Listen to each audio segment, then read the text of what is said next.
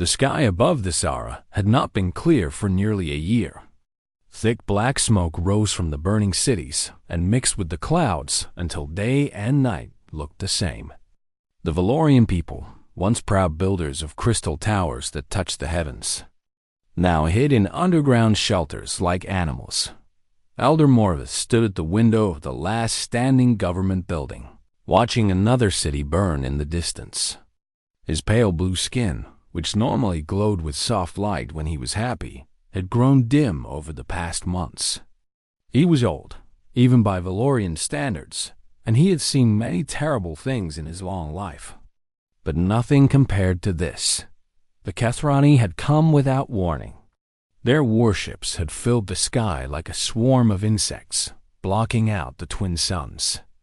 They had demanded complete surrender. They wanted the great libraries of the Sahara, the ancient knowledge that the Valorians had collected over thousands of years. They wanted the Valorians to become slaves. The Valorians had refused. That refusal had cost them everything. Morvith turned away from the window as his daughter Saleith entered the room. She was young and beautiful, her skin still bright despite the horror around them. But her eyes carried a weight that no young person should bear. "Father," she said softly, "the last defense grid has fallen. The Kethrani ground forces will reach the capital within 3 days." Morvith nodded slowly. He had expected this news. Their weapons were never designed for war. Valorians were scholars and artists, not soldiers. They had built telescopes to study distant stars, not cannons to destroy enemies. How many ships escaped with the refugees? He asked. 12 made it past the blockade. Perhaps 50,000 of our people will survive. Saleith's voice cracked. Out of 3 billion. The number hung in the air between them like a death sentence. 3 billion lives soon to be ended. An entire civilization about to be erased from history. We sent messages to every species in the galaxy, Saleith continued. The Federation says they cannot interfere in a regional conflict. The Syndicate worlds demand payment we cannot provide. The merchant guilds have already made deals with the Kethrani for salvage rights to our planet. Morvith closed his eyes. He had known the galaxy was cold and cruel, but he had hoped that someone, somewhere, would care enough to help. "There is one species we have not contacted," Saleith said quietly. Morvith looked at her with surprise. "Everyone has been contacted. Every spacefaring civilization within range, not the humans." A long silence followed. Morvith walked to his chair and sat down heavily. The humans. He knew of them, of course. Everyone in the galaxy knew of the humans, though most wished they did not. Humans were strange creatures. They had only discovered faster than light travel 200 years ago, making them babies compared to ancient species like the Valorians. They were small, soft, and weak by galactic standards. They could not see in the dark like the Kethrani. They could not survive in vacuum like the silicon-based Mordith. They lived short lives and died easily. And yet, they had spread across their corner of the galaxy like wildfire. They built colonies on worlds that other species considered too harsh, too dangerous, too worthless. They fought wars among themselves with a brutality that shocked even the most warlike races. And they had a reputation for doing things that made absolutely no sense. "The humans have no alliance with us," Morvith said. "They have no reason to help. Their territory is far from ours. The Kethrani have never threatened them. They rescued the survivors of Proxima Station," Saleith reminded him. "Those ships were not human. Those people were not human. The humans gained nothing from saving them. That was different. Those were plague ships. The humans saw sick people and helped them. This is war. This is asking them to die for strangers." Saleith knelt beside her father's chair and took his hand. Her skin glowed faintly with the pale light of desperate hope. "Father, in 3 days we will all be dead. Every man, woman, and child left on this planet will be killed or enslaved. Our libraries will burn. Our history will be erased. Our songs will never be sung again. She squeezed his hand. What do we have to lose by asking? Morvith looked at his daughter for a long moment. She was right, of course. When death was certain, even the smallest chance of survival was worth taking. He stood and walked to the communication console. The device was old, but still functional. It could send a message across the galaxy, though receiving a reply was another matter entirely. What do I say? He asked. How do I ask strangers to die for us? Tell them the truth, Saleith said. Tell them who we are. Tell them what is happening. And ask for help. Morvith activated the transmitter. A small light turned green, indicating that the channel was open. His message would travel through space at faster than light speeds, bouncing from relay station to relay station until it reached human territory. Whether anyone would listen was another question entirely. He took a deep breath and began to speak. To any human vessel or station that receives this message, I am Elder Morvith of the Valorian people. I am speaking to you from our homeworld of the Sara, which burns as I record these words. He paused, gathering his thoughts. Outside, another explosion lit up the horizon. We are a peaceful people. We have spent 10,000 years gathering knowledge, creating art, and studying the universe. We have never made war on anyone. We have never threatened anyone. But the Kathrani Dominion has decided that we must be destroyed, and so we will be. His voice grew heavy with emotion. We have asked the galaxy for help. Every species, every alliance, every power that might have the strength to stand against the Kathrani, all have refused. We have nothing to offer you. No wealth, no strategic advantage, no promise of future alliance. We are simply a dying people asking for a chance to live. Tears began to fall from Morvith's eyes, leaving glowing trails down his cheeks. If there are any humans who hear this message, please, we beg you, help us. He ended the transmission and sat in silence. Saleith put her arms around him, and together they watched the fires burn on the horizon. The message traveled through the cold darkness of space. It passed through nebulae and asteroid fields. It bounced off relay stations and slipped between the gravity wells of dead stars. And after 7 long days of silence, it finally reached a small communications array on the edge of human space. A young technician noticed the unusual signal and flagged it for review. Within hours, it had been translated and sent up the chain of command. Within days, it sat on the desk of the most powerful military officer in human history. Dot and humanity faced a choice that would define them forever. The rain fell steadily on Geneva, washing the ancient streets clean as it had done for thousands of years. Inside the headquarters of Earth Space Command, the air was warm and dry, but a different kind of storm was brewing. Admiral Grace Holloway sat at the head of a curved table made of dark wood. She was 63 years old, with gray hair cut short and a face that showed every year of service. Her eyes were dark brown and sharp, missing nothing. She had fought in 3 wars and commanded fleets that had traveled to the edges of known space. In all that time, she had never faced a decision like this one. Around the table sat the most powerful military minds on Earth. General Danny Vasquez represented the ground forces. His broad shoulders and thick arms were a reminder that he had started his career as a common soldier. Commander Lisa Tran handled intelligence, her thin fingers constantly moving across a datapad. Admiral Henry Cole led the Colonial Defense Fleet, his white beard neatly trimmed dot, and at the far end of the table sat Captain Jake Morrison, the youngest person in the room. He was 34, with sandy brown hair and green eyes that seemed to look right through people. He had made his reputation during the Proxima rescue, leading a small team into plague ships that everyone else had written off as death traps. The Valorian message played for the 5th time. Elder Morvith's desperate words filling the room. When it ended, silence hung heavy in the air. 8,000 light years, General Vasquez said finally. That is the distance to the Sara. Even with our fastest ships, it would take 2 weeks to get there. By then, the Valorians could already be dead. The Gethrani fleet numbers over 12,000 warships, Commander Tran added, pulling up holographic images above the table. The enemy vessels looked like black insects, all sharp angles and weapon ports. We have 312 combat-ready ships in our entire fleet. Even if we sent every single one, we would be outnumbered 40-1. Admiral Cole shook his head slowly. This is not our fight.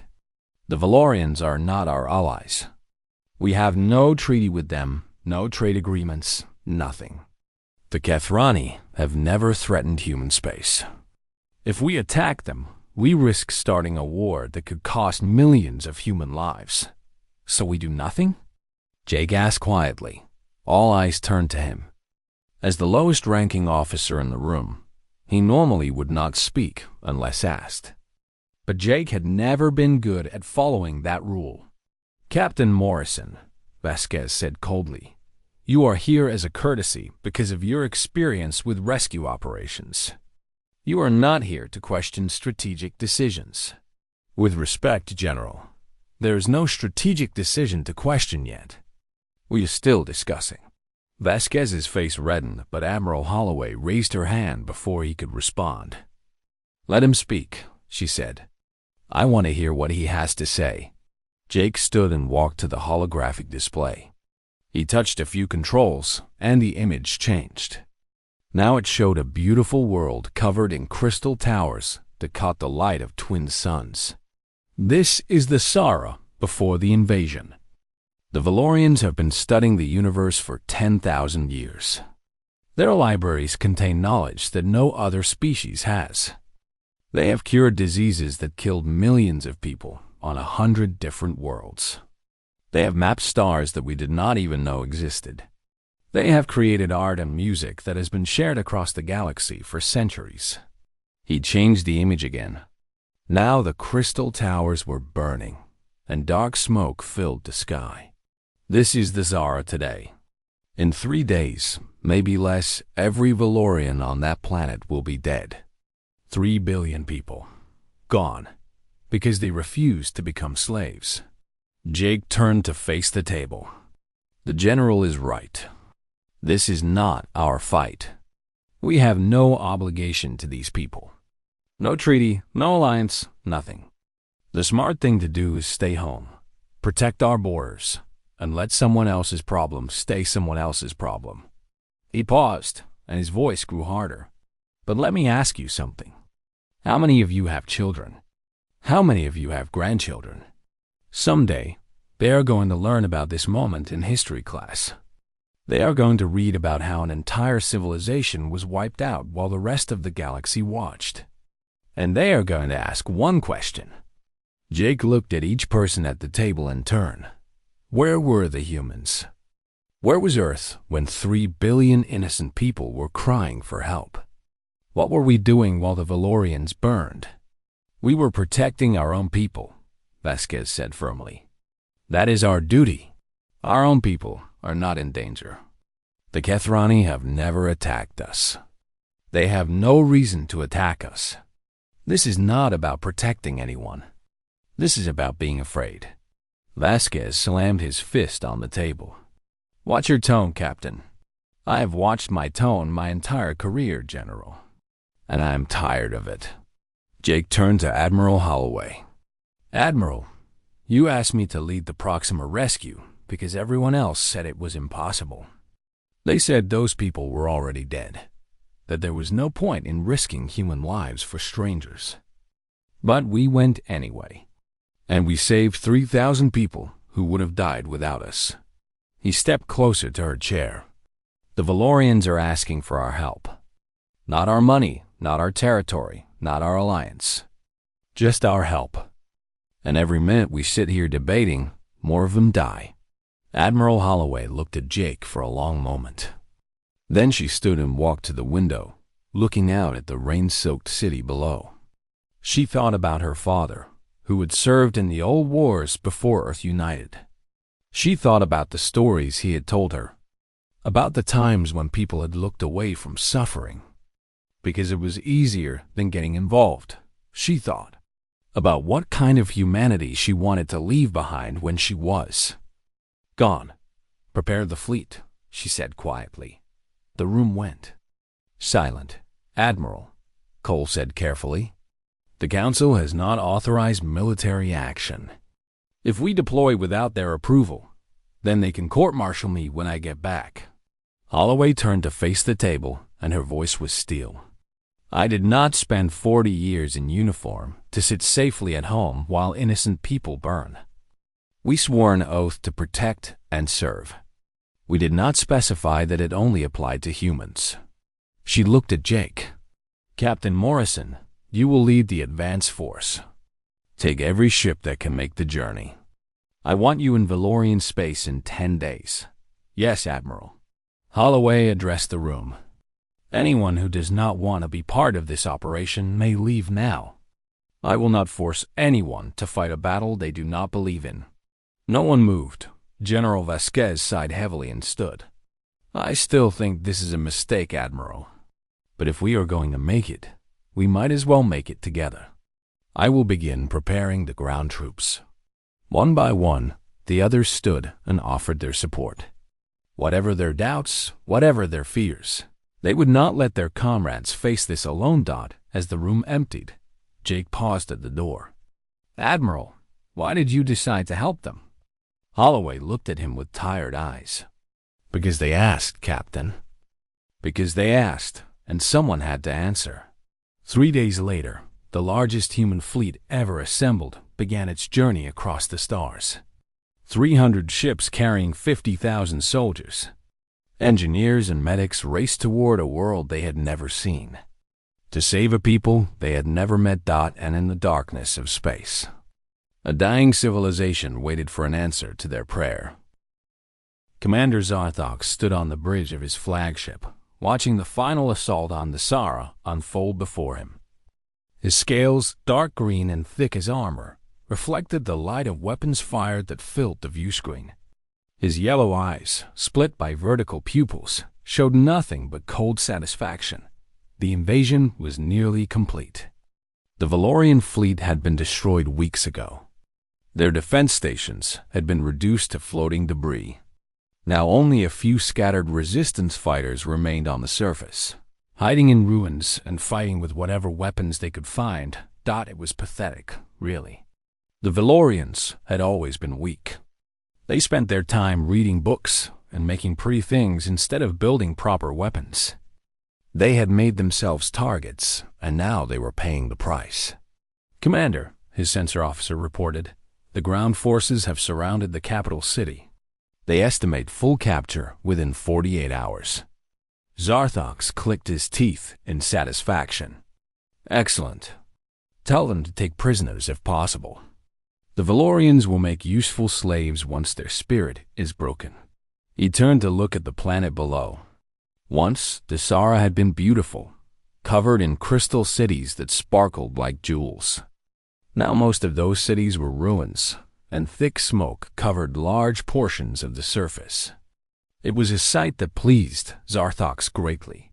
"Commander, we are detecting unusual readings at the edge of the system." Zarthok turned back to his sensor officer with mild interest. "Refugee ships trying to escape?" "No, Commander. The energy signatures are consistent with jump drives, but the configuration is unlike anything in our database." The officer's scales paled slightly. "There are many of them." Before Zarthok could respond, space itself seemed to tear open. The darkness of the void split like cloth, and from the tears came ships. Dozens of them at first, then hundreds. They poured through the rifts in a steady stream, each one taking up position in a growing formation. The ships were strange and ugly by Kathrani standards. They had no elegant curves, no artistic design. They were all hard angles and thick armor, like boxes covered in weapons. Their hulls were painted in simple grays and whites, with markings that Zarthox did not recognize. But he recognized the species that built them. Everyone in the galaxy knew about the humans. "What are they doing here?" Zarthox demanded. "Humans have no business in this sector." "Unknown, Commander. They are not responding to our initial communications." Zarthox studied the human fleet with growing concern. He counted nearly 300 ships, a mix of sizes and types. The largest was a carrier that dwarfed everything around it. The ship bore a name painted on its hull in the strange human alphabet. His translator identified it as Endurance. On the bridge of the Endurance, Captain Jake Morrison watched the Kethrani fleet reposition to face his force. His crew worked around him in calm efficiency, each person focused on their task. They had trained for this moment during the entire journey across the stars.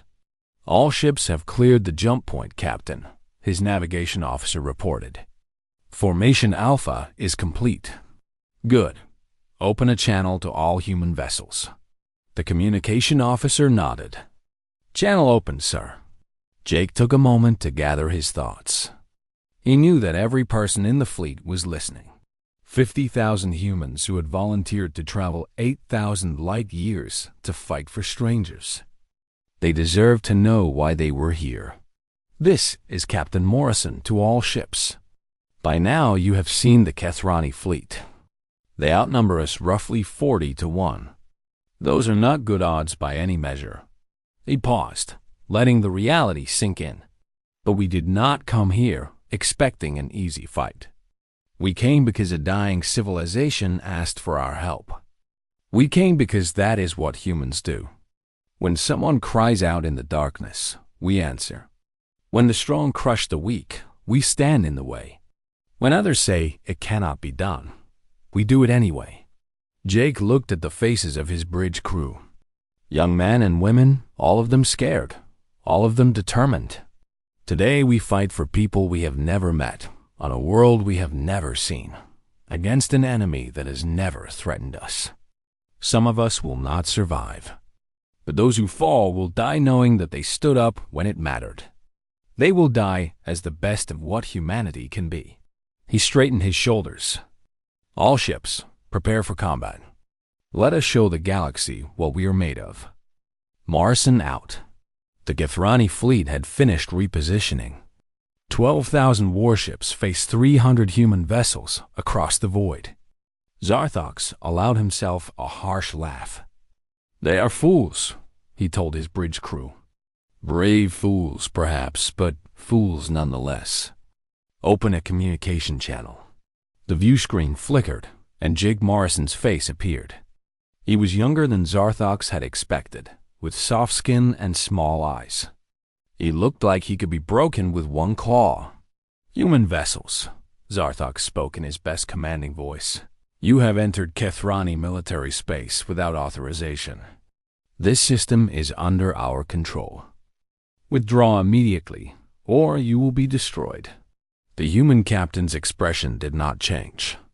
"Kethrani Commander, I am authorized to inform you that Earth does not recognize any territorial claim established through genocide.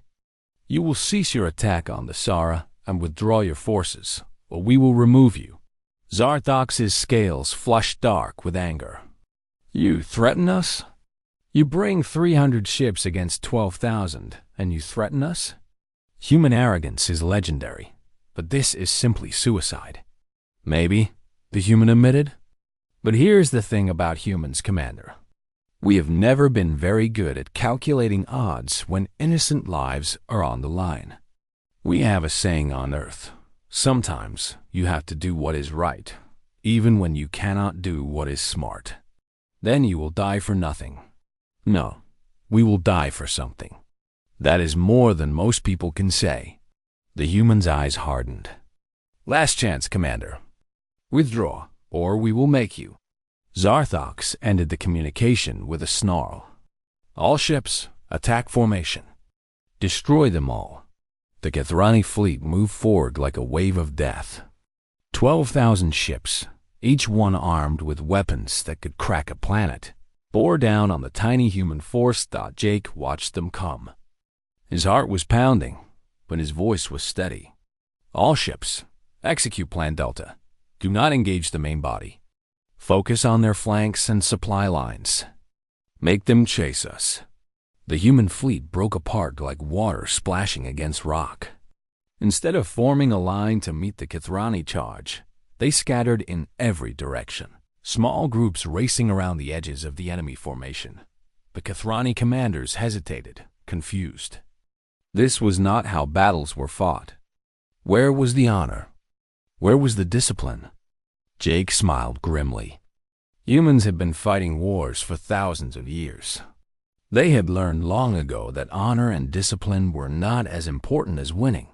The first shots were fired, and the sky above the Sara filled with fire. On the surface below, Elder Morvith stood among the ruins of his city and watched the lights flash in the heavens.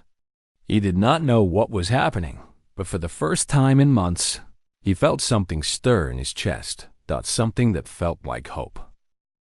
The battle above the Sara was unlike anything the galaxy had ever seen.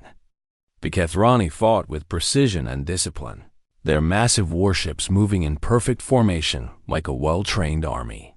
The humans fought like wild animals, attacking from every direction at once, refusing to stay still long enough to be targeted.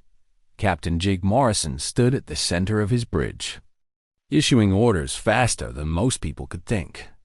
His ship, the Endurance, was too large to dodge like the smaller vessels.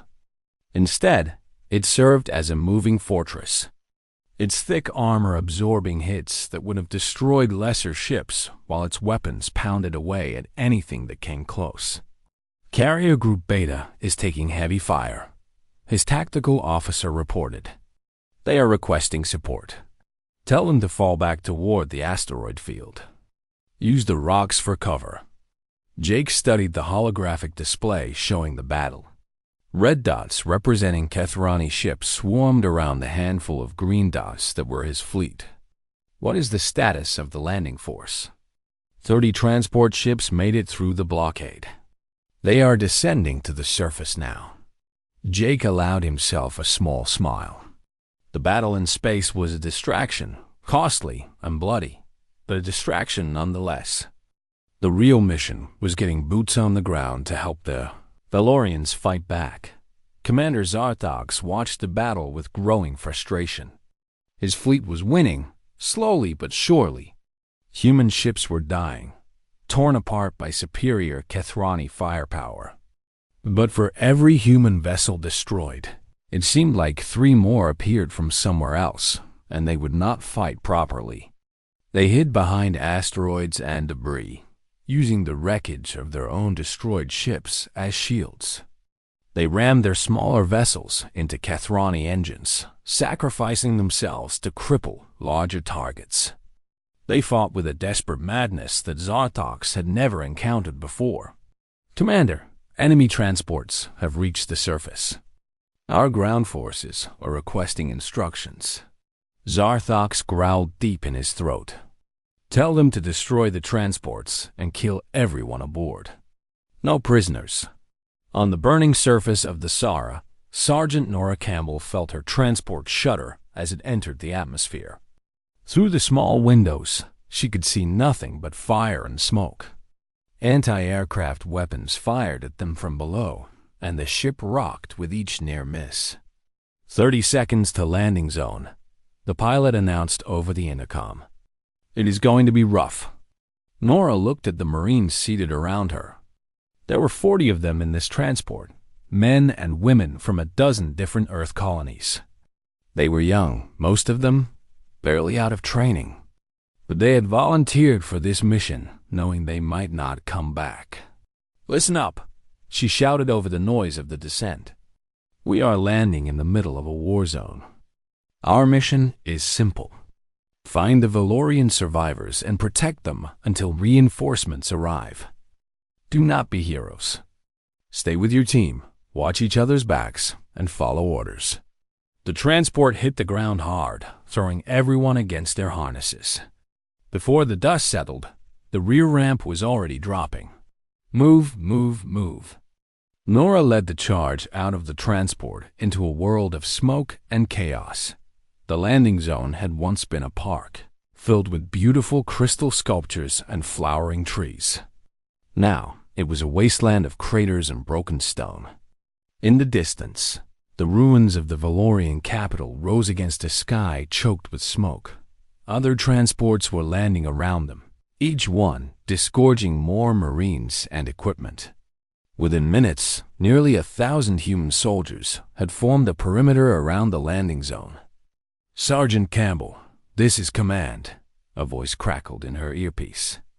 "Valorian survivors are gathering in the central government building, approximately 2 kilometers north of your position. Kethrani ground forces are closing in from the east and south. You need to reach them before the enemy does." "Understood, Command.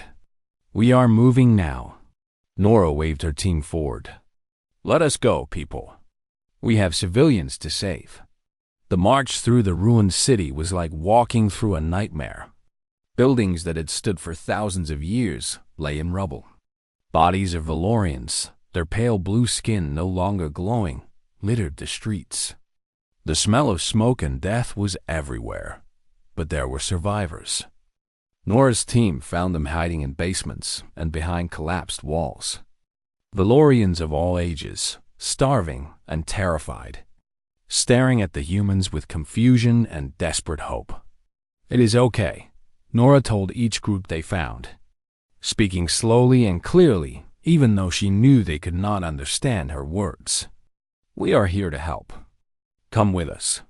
The Valorians did not need to understand her language. They understood her meaning. They followed the humans toward the government building, a growing crowd of refugees protected by soldiers from a world they had never seen. Elder Morvith was waiting at the entrance when Nora's team arrived. He had watched their approach from the roof, hardly believing what he was seeing. Alien soldiers, small and soft and fragile-looking, fighting their way through enemy fire to reach his people. As Nora approached, she removed her helmet. Her face was covered in dirt and sweat, her red hair plastered to her forehead. But she smiled, a tired smile that somehow made Morvith feel safer than he had in months. "Sorry, we are late," she said. Traffic was murder. Morvith did not understand the words, but he understood the tone. He activated his translator device, a small machine that hung around his neck. "You came," he whispered. "You actually came." "Yeah, well." Nora shrugged, looking back at the fires raging across the city. "We heard you could use a hand." Before Morvith could respond, an explosion rocked the building. Dust and debris rained down from the ceiling, and screams rose from the refugees gathered inside. "Kethrani forces approaching from the east," one of Nora's soldiers reported. "Estimated strength, 2,000 infantry with armor support." Nora looked at Morvith. "How many people are in this building?" "Nearly 10,000. Mostly elderly, children, and wounded. 10,000 civilians, protected by 1,000 Marines against 2,000 enemy soldiers with armored vehicles." The odds were bad, but Nora had faced bad odds before. "Get your people to the basement levels," she said. "We will hold the upper floors." "You cannot stop them," Morvith said. "There are too many." Nora checked her rifle and slammed a fresh magazine into place. "Maybe, but we are going to make them pay for every step they take. That is kind of our specialty." She turned and began shouting orders to her troops, positioning them at windows and doorways, setting up defensive barriers from whatever materials they could find. The Marines moved with calm efficiency, transforming the ancient government building into a fortress. Morvith watched in amazement.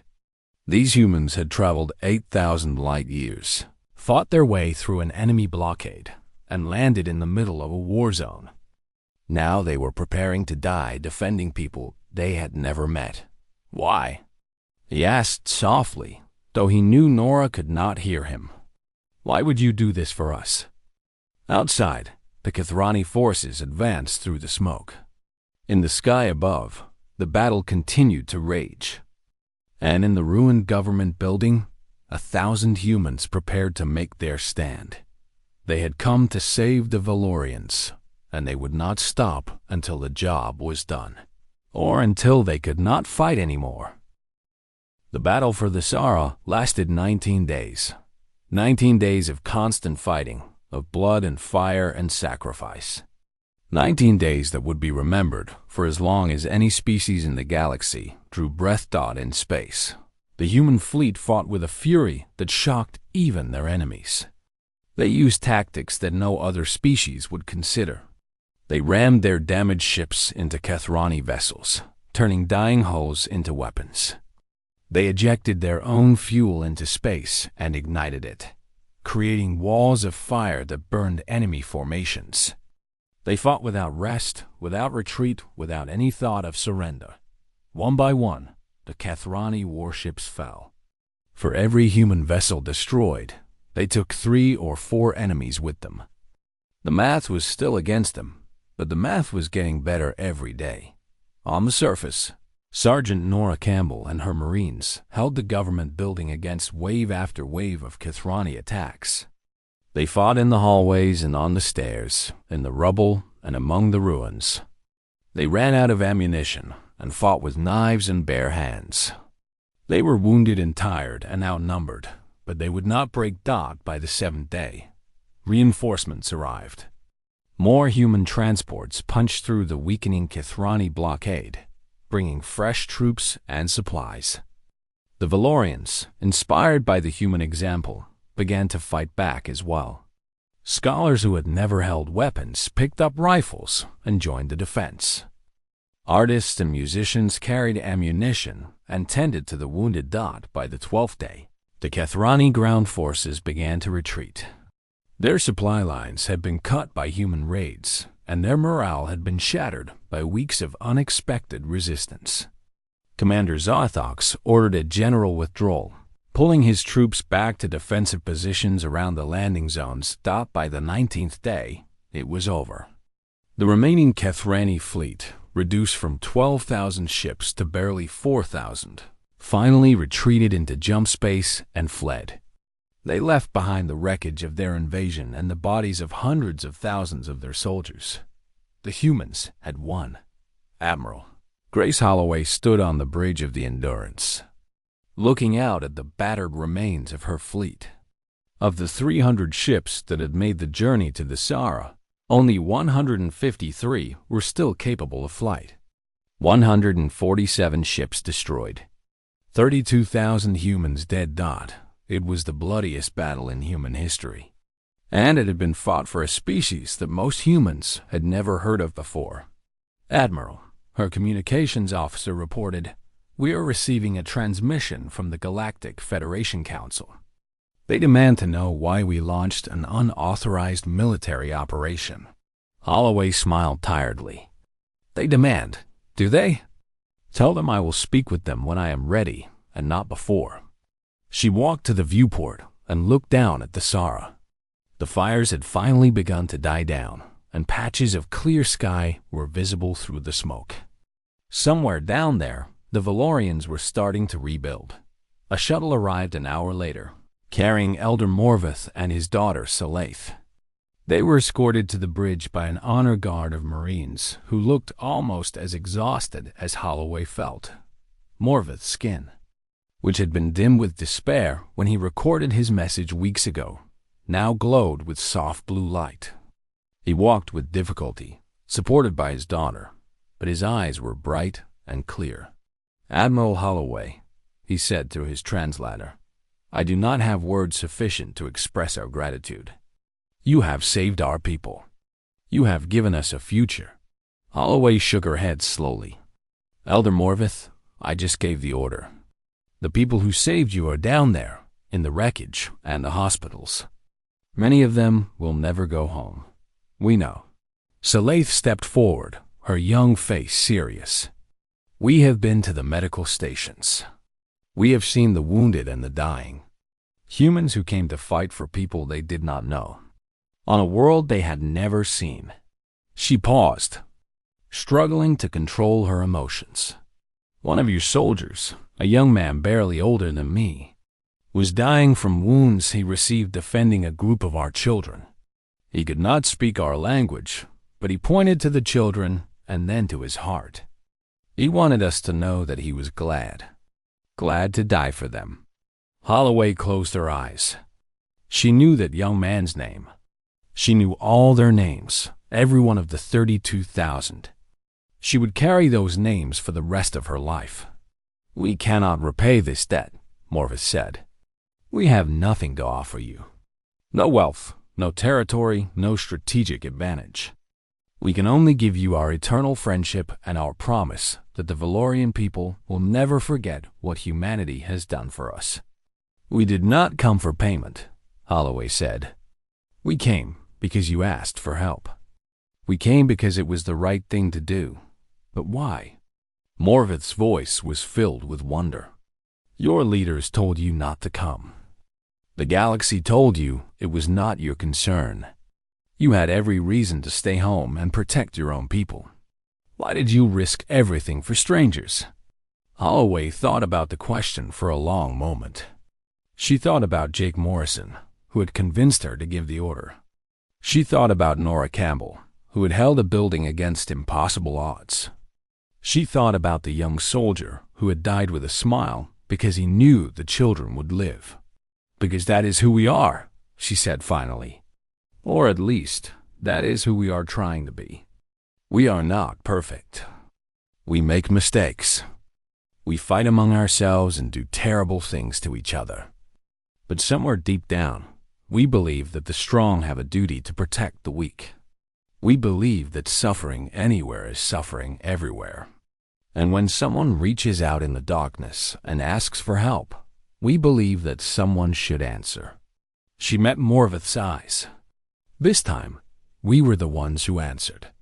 Maybe next time, it will be someone else. But as long as there are humans in this galaxy, there will always be someone willing to fight for those who cannot fight for themselves. Morvith was silent for a long time. Then, slowly, he bowed his head in the deepest gesture of respect his culture knew.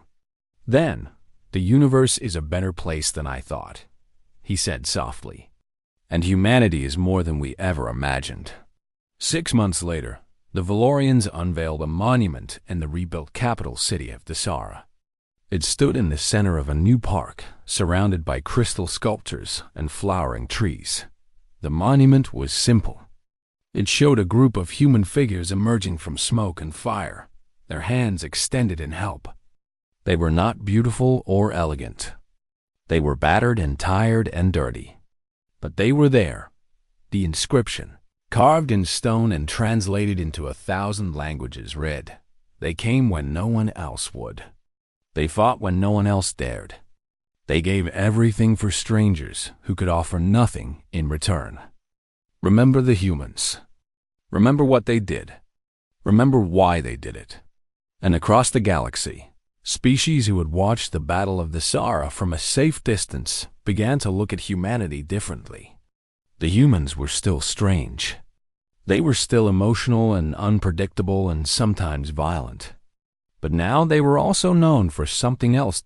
When the darkness came, when hope died, when all seemed lost, humans answered. They always answered. And that made all the difference in the universe.